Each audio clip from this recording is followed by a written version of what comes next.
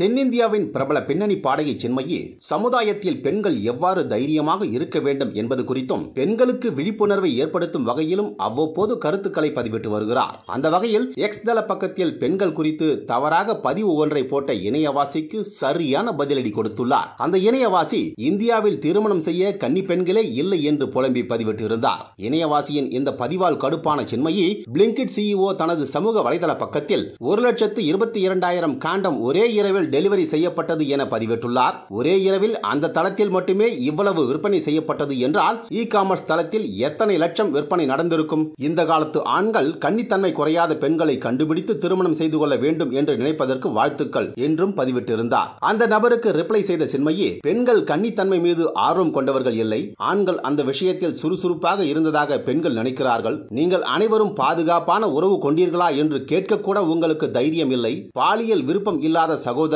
ஒரு பெண்ணுடன் உடலுறவு கொண்டவுடன் நிரந்தரமாக அவர்களை மாசுபடுத்தி விட்டதாக நினைக்கிறீர்கள். இது ஆண்களுக்கே இருக்கும் ஒருவித நோய் என பதிவிட்டுள்ளார். இந்த பதிவுக்கு பலவிதமான கண்டனங்கள் குவிந்து வந்தாலும் ஒரு சில பெண்கள் சின்மயிக்கு ஆதரவாக கருத்துக்களை தெரிவித்து வருகின்றனர்.